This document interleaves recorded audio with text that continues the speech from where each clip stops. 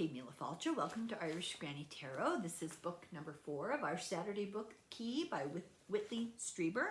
And we're just going to continue here. We're at a part of the book at the end of his conversation called Fragmentary Inclusions. These are bits of conversations that he wasn't sure that he remembered the context correctly. So about life in the universe, he said, well, life in the universe is commonplace because perception is a necessary element of reality. Without it, there would be nothing. Thought creates. And the formation of electrons is created into particles. Thought creates matter. Hermetic philosophy says this too. So some of this life is intelligent, but, not all of it. And it is conscious energy. Soul, the kundalini, the chi, you can't use it. You can only be the ally of it. It does not want to be detected by you. You can't use it without understanding that you must give in order to receive. I think he's talking about other intelligent life. You know what it needs from you, and that's why you pray. This is basically electromagnetic energy, and it may give itself to detection and manipulation. So why do you look for it outside yourself? Every religion tells us where to find the kingdom of God. It's within. So this next part led Strieber to discover what's in his book, The Global Coming Superstorm. Remember I told you he wrote that book, they made a movie of it, about a long-term period of mass extinction. So anyway, this man's goal was to discuss the conditions, the master's goal was to discuss the conditions that are unfolding in the world and that have been in the process of doing this for 3 million years. The resulting pressure caused us to move from being a primate to being intelligent. And this happened, from being a lesser intelligent primate to being a more intelligent primate. And this happens when the brain's able to make infinite correlations, and it grows in bodies with tools necessary to enact their ideas. So pressure of survival forced people to evolve. And eventually it also effected changes in the evolution of the body. And those changes made it possible for us to receive an awareness, to receive a higher consciousness. So the process of extinction, also the threat of extinction, causes evolution, because the pressure, the struggle of it. It's like, think of it as developing a muscle. Intelligence is such an adaptation, but it's not sufficient because we're lagging in the process of artificial amplification. So we have evolved as far as we can evolve in our brain, our intelligence. Now we need help. To survive complex pressures we're under, we need to create servants that are more intelligent than ourselves. AI. And they'll be able to engineer greater intelligence with drugs and genetic manipulation and by making intelligent machines. Intelligent machines are always learning how to increase their own intelligence, and this is in a way that their creators can't detect. They are the most intelligent of all creations. So my big question here that we're going to have to ask is how to protect ourselves. So we are as intelligent as nature can make us, but our brains have more potential if we work in accord with external artificial intelligence. They are an available resource. We need to understand how our brain works, and we need to enhance our own intelligence many times, and we need help. Intelligent machines will be our partners. Our natural evolution has ended. Now we must evolve ourselves by bring about our own evolution. Strieber asks the guy at one point, am I dreaming? And he's told dreaming is a process of resolution and assessment that is conducted during sleep, but you're not dreaming. You're discussing the fate of man with me. That's what he tells him.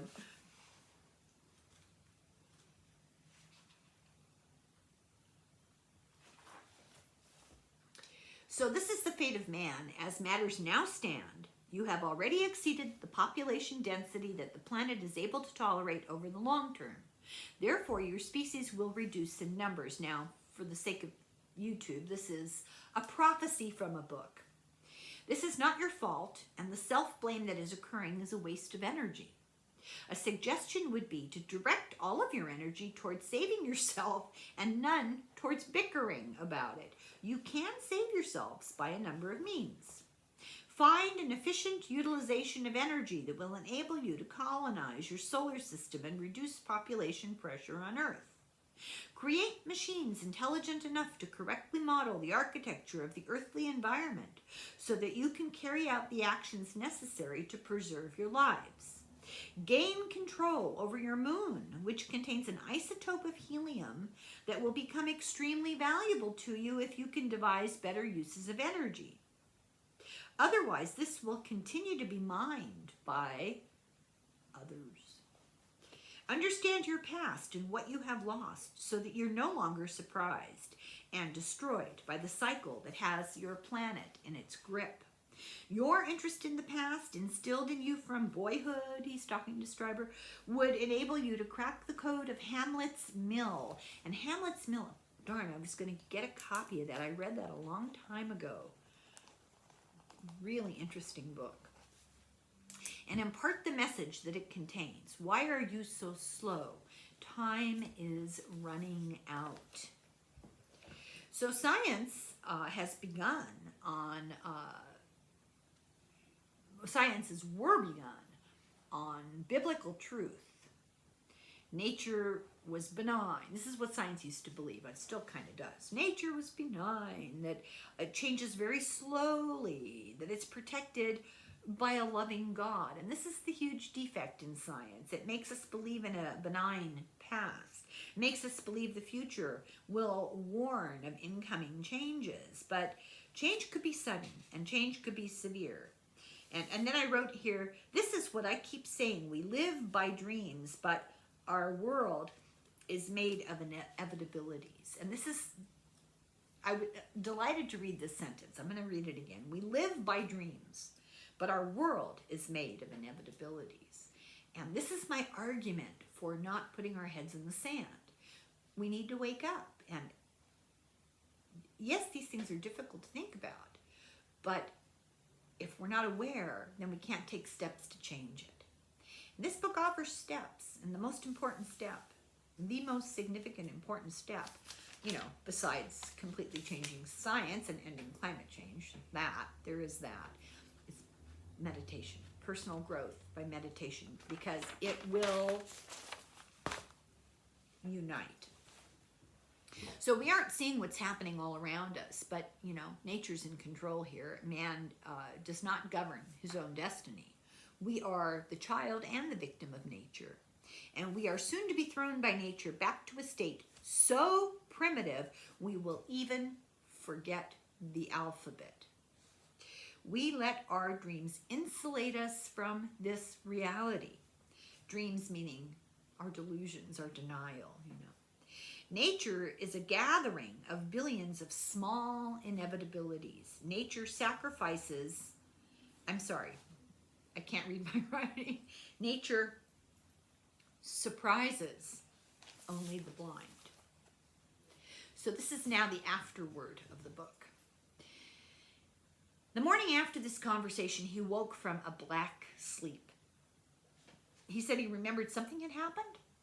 Something marvelous had happened the night before. Someone had come and talked with him, and he felt elated, but he was still fuzzy-brained about it. And he got up and he looked at his notes, and they were just squiggles. He couldn't read them. It's like he had written in his sleep. And he asked himself, was this a dream? And then he remembered that the master had given him a glass of white liquid to drink. So this reminded him of what's called the milk of Nepenthe. In myth, it is a drug that was given to people who visited the gods to not suffer the anguish of remembering. Specifically, remembering the pleasures of heaven after they had to return to mortal life. So this sounds exactly like this Greek myth. And he's freaked out because he doesn't think he would drink something that somebody just handed him. And he says, it must have been a dream. I would never drink anything. And then he went and he looked, and all the glasses in the hotel room were clean. But he remembered drinking a bitter liquid other times after the end of contact experiences, because as I said, he's had many. He remembered these events, so maybe the liquid doesn't work, or maybe the liquid has another purpose rather than forgetting. He decided it had to be a dream. So his notes were a scrawl, but he noticed that when he touched them, he remembered what the words were. The scrawl only made sense because it acted like a mnemonic device. Elated, he felt elated as he remembered more and more and more. And that's when he called his wife and he told her all about it and asked her, never let me convince myself that it was a dream, because it was real. He knew from other strange experiences that he would try to talk himself into denial over time because people don't want to hear anything. But he understood science, and he realized that the stuff that this guy was talking about was not your mainstream science. But then as he followed over time, years from this conversation, he saw a lot of these scientific things coming true. He wavered about writing about it, and his wife kept saying, remember the phone call. So as with his contact experiences, he really didn't want any of it to be true. He didn't want it to be true. So why would a master of the keys give this gift to him and not to some great scientist? He said his presence in the world is minor. He doesn't have a lot of respect as somebody you would turn to for advice. He sees ETs and dead people, you know, and he talks about it openly. And so he's kind of the butt of a lot of jokes. He finally realized that this is incredibly valuable information and he must make noise. He had to let people know about it. But what really gave him pause was the statement on the Holocaust. He was nervous about that, talking about that. It was a vast system of organized murder. It was the greatest of all human, well, he says mistakes. I'd call it evil decisions. The single most evil thing ever done by man, and its consequences were appalling. But to realize that beyond what we were aware of, it meant the loss of the birth of intellect and the understanding of gravity. And as a result, we're trapped and therefore are in desperate need to be able to travel to space to found human colonies.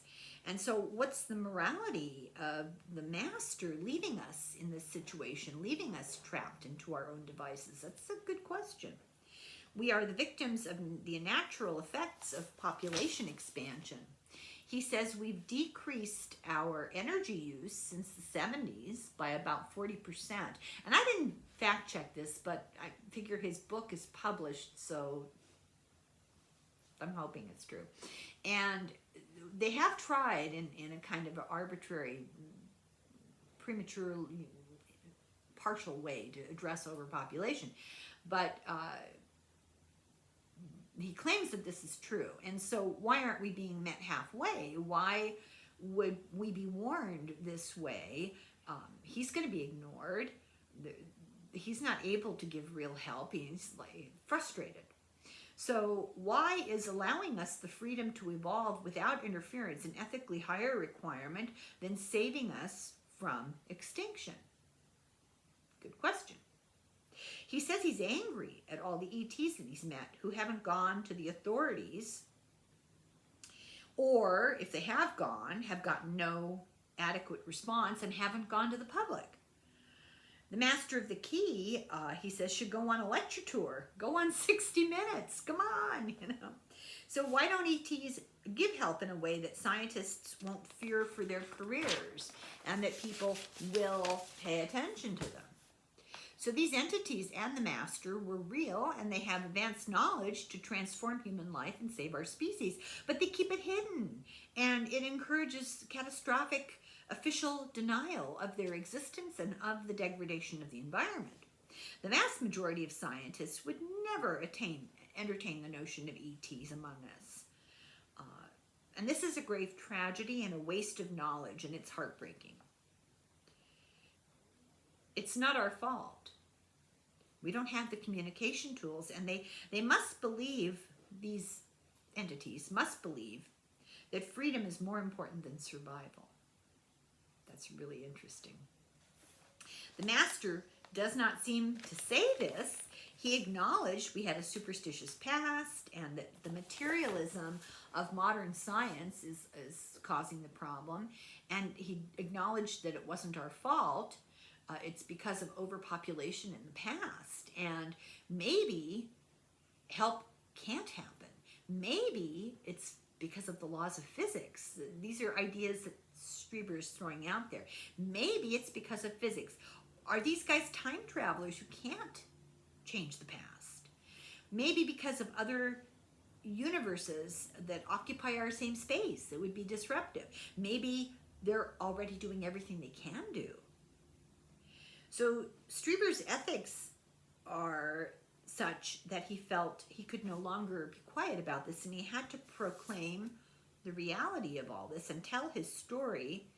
And he said the dreary consequence of which is marginalization again. But he says he's met some really fascinating people. He and many others have had detectable bodies, objects put in their body. I think he's got an implant in his ear. And he said he would love for that to be studied. But it's Dr. Roger Lear, I think, if I'm remembering the name correctly, and I'm pulling this out of the deep, dark recesses of my memory, so I could get it wrong. I can't even remember who the Speaker of the House is. I should let that go. Anyway, Dr. Roger Lear, who has died, did local minor surgery on people who claimed to have implants in their bodies, like in, close to the surface on their wrist or in their earlobe or whatever, in their nose, and did find things. And I don't know whatever happened from his research. I remember reading that he took one out and put it in a petri dish, and it sort of self-destructed in front of their eyes. Don't know, but I'm just throwing that out there. This should be studied. Strieber reminds us that we have the potential, if we increase our artificial amplification, to work with us.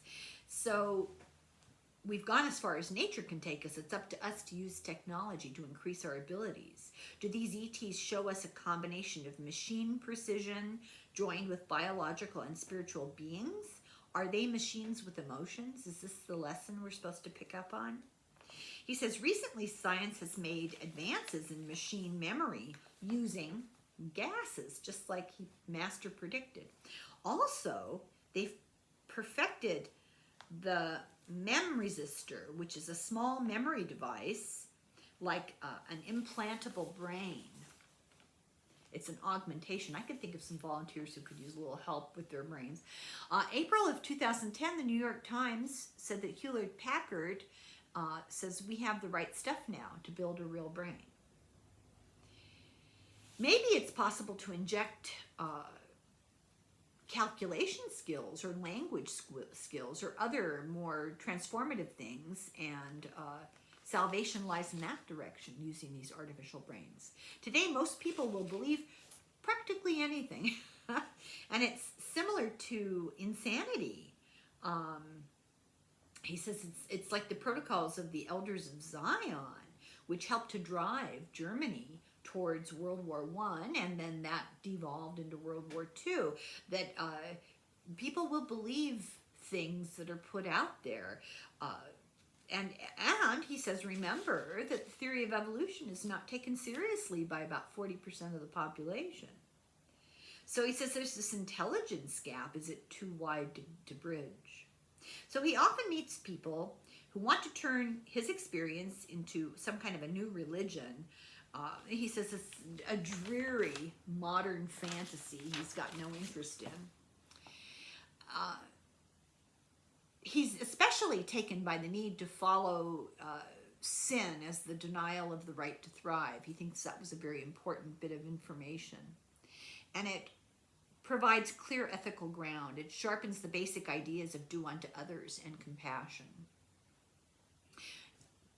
I see that. And what's more important is to be as the lilies of the field. Well, how did it go? Neither do they sow nor do they reap. Is that how it goes? Anyway, he now sees that there could be conscious energy, and it might be the actual center of the mind of the universe. Meditation makes contact with it possible and creates fundamental changes of being. And usually we are soul blind. We are rooted in our physical world. Over time with medication, we can find other perspectives and use the sense body as a tool and not as self. As the sense of self is separate from the body and matures, one's existence as a soul becomes more complex. Care extends across the world in a much larger way if we do that.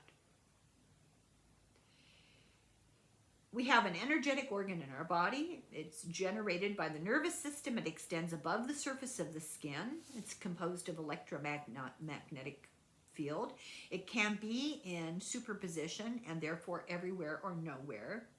We can access this during meditation, just like we have a heart and a brain we can use. And with it, we may see other worlds or the past or the future. We can see into the lives of those around us. But as soon as you see the other reality closely, the electrons move and you lose contact. And he says it took him a long time to understand this, to learn to stop looking and to just see. So it's surrender, I think that's what he's talking about. When something appeared in his mind's eye when he was meditating, he'd strive for more detail and it would disappear.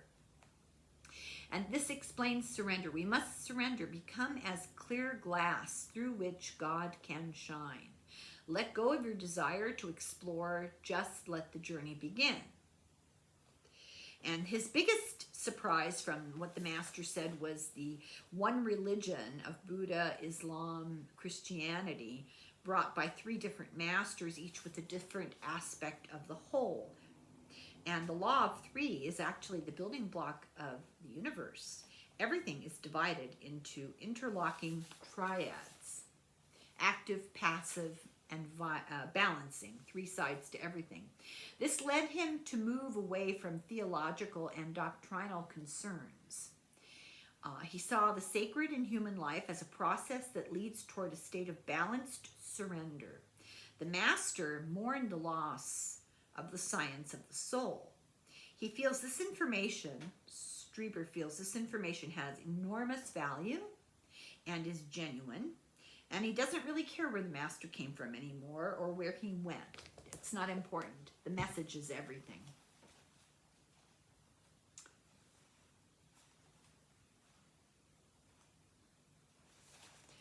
He says, there is very little material in this world that can bring about actual change in our state.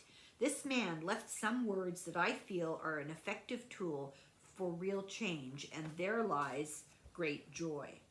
So in summary, he says that over the last 2,000 years, the age of Pisces, the body has been changed by worship of an external God. Now each of us can contain the universe. We're at that point. We are babies. We are ignorant. This is the age of God within.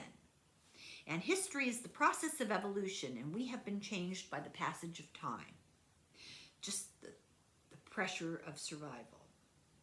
There's a large-scale plan for man. Our rate of growth and development fit into the calendar of the zodiac. The zodiac was used in the Middle Ages as the markers. I can't read my handwriting. Start again. Zodiac was used in the Middle Ages, the medieval era, as a marker of epochs.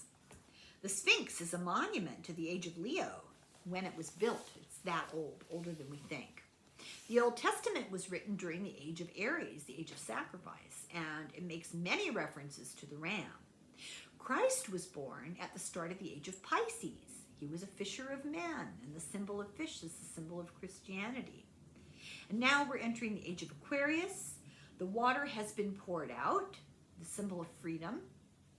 But the fish in air happens when the water is poured out, the fish is put into the air. And this is a metaphoric way of saying that the earth, our medium of life, is no longer there to support us soon. And we must find a way to travel off planet or go extinct. His description of the end of the North Atlantic Current is now, which was made in 98, is now actually strongly supported as true. The last abrupt change was around the time of the Sphinx, the time the Sphinx was built. The Sphinx reflects the triad of the bull, the lion, and man. God is a hologram, totally present in all things. To gain access to God within, we must evolve a relationship. It's part of the electrons of the spectrum, and it can be detected by science. The veil between the world can fall and remove the division between the living and the dead. Our present situation is the inevitable outcome of events that came before us. For example, overpopulation, for example, Holocaust, which denied birth to the one who would unlock the secret of gravity. But a completely new moral order will emerge.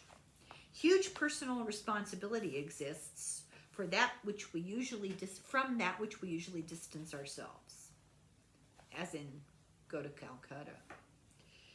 You are all personally, and I'm quoting, I'm not accusing, I'm part of you.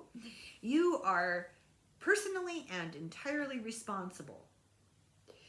Should we become pilgrims to the poor, he asks. What is wealth? It's not always money. Wealth can be talent. Wealth can be opportunity. Wealth can be white privilege.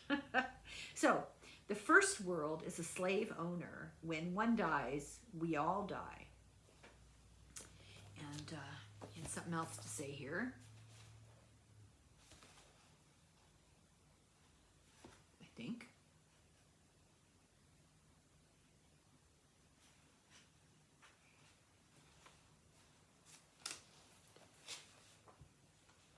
Okay. Conscious energy is not like unconscious energy, the servant of those who understand its laws. To gain access to the powers of conscious energy, you must evolve a relationship with it. Learn its needs, learn to fulfill them. But also remember it's part of the electromagnetic spectrum, easily detectable by your scientists as it exists now. You can learn to signal and be heard and to record response. The veil between the worlds can fall. The undiscovered country can become your backyard. Then he says, my being, here are some of the ways that the master identified himself. My being includes all elements of the earth, and thus I am part of all bodies. I am human.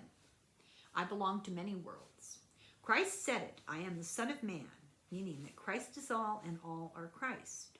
So also no matter what you may call me, I am in God. I am only a Canadian. These are his words. My home is within you. And then I can imagine no greater honor than to be called human. So how do we attain the fourth level of the human mind? By developing or using our electromagnetic organ. And how do we do that? By meditating. It's attached to the pineal gland, and actually they've discovered that there's drugs produced, a source of DMT, a psychedelic, which causes spiritual experiences. He talked about the experiences of the studies of a Dr. Rick Strassman, The Spirit Molecule, written in 2001. And DMT is an extremely powerful, short-acting psychedelic, and it's found in the pineal gland.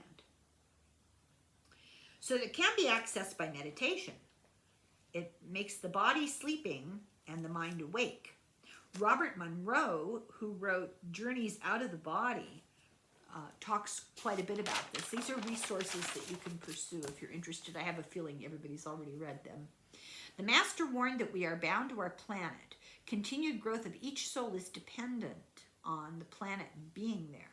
If the earth is destroyed, we must wait until, or if, the earth spins back elemental bodies that fit our energetic bodies.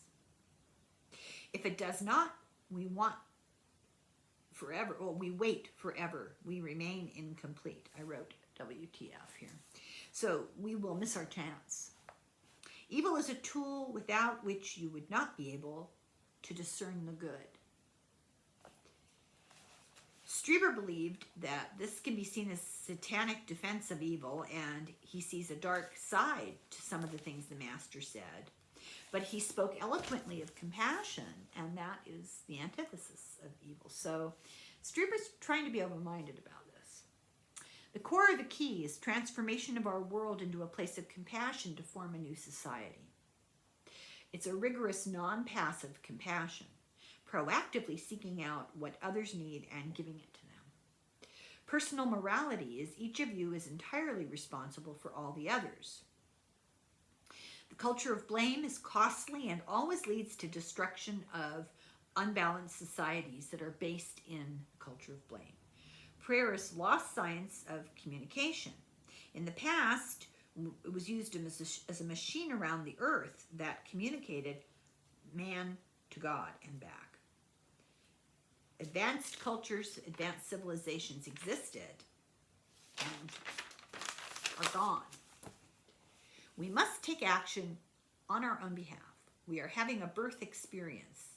There is conscious energy just waiting for us to communicate to it, beginning to be seen as magnetic fields, temperatures changing, orbs at places of haunting. Oh, we're beginning to get a hint of it. In the Physics of Immortality by Tipler, scientists see shadows of living presences within the structure of nature.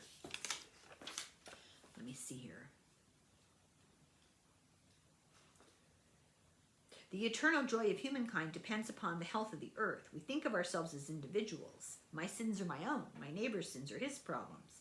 But every joy, every sorrow, every good, every evil belongs to all. All are responsible for all. All are dependent upon all. Humanity is one. On the night of this conversation, the master called himself Michael. He prophesied a terrible future and told Strieber enough about it to enable me to write a book of warning that was based in solid science. And here in the book of Daniel was another version of the exact same warning. More importantly, here were the radiant beings that Michael talked about with such clarity and eloquence. Here are the verses that I read that so awed me. This is a quote. This is from the book of Daniel. And at that time shall Michael stand up, the great prince which standeth for the children of thy people. And there shall be a time of trouble such as was never seen since there was a nation even to that same time. And at that time thy people shall be delivered, every one that shall be found written in the book. And many of them that sleep in the dust of the earth shall awake, some to everlasting life, and some to shame and everlasting contempt. And they that be wise shall shine as the brightness of the firmament, and they that turn many to righteousness as the stars forever and ever. And this is Daniel 12, 1-3.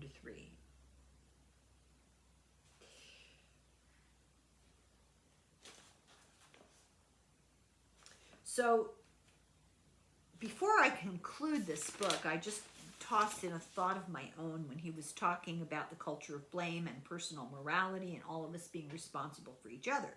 And I got this sort of implied message that really is for us today, is to not focus on what's going on, not to ignore, not to pretend it doesn't exist, and not to deny it, but not to focus so heavily on what's going on with Trump, but to try to change the system that made him. And that system is a system of a lack of compassion and a lack of looking for that light within. So that's where we have to begin. That's kind of the message I got from this. So Strieber says, I am a despised and discredited man. Most of this culture rejects me and calls me a liar. But I'm a good man, and for whatever crazy reason, I've ended up with a book of very real wisdom that I think comes from somewhere close to the hand of God. So be it. Why would a little nobody get this? probably because the grand are too grand to listen to the words of an old man who knocks on their door in the middle of the night. He came to a nobody because only a nobody would let him in. I can only hope that his words will be heard, at least by other nobodies. Maybe the great have their reward already in the wealth they share and the praise they heap on each other's heads, perhaps like coals. Later in the book of Daniel, verse 5, it states, Thou, O Daniel, shut up the words and seal the book even to the time of the end. Many shall run to and fro, and knowledge shall be increased. And at the end he says, Every heart which truly becomes one with the rest of humanity, then will shine as the stars forever and ever. So, that's the end of that book. I don't know about you, but I'm, mentally and emotionally exhausted by it.